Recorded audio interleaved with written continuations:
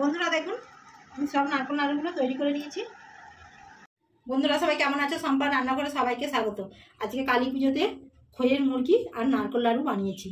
কিভাবে বানিয়েছি সেটাই আপনাদেরকে দেখাবো। কত সুন্দর পুড়েছে দেখুন। নারকেলটা পুড়ে নেব।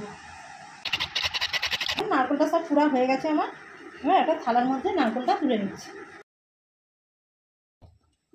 আমি 800 গ্রাম গুড় নিয়েছি। দেখুন বন্ধুরা, আমি এর অর্ধেকটা খইটা মাখিয়ে নেব। কড়া বসিয়ে দিয়েছি, কড়াতে দিয়ে দিচ্ছি।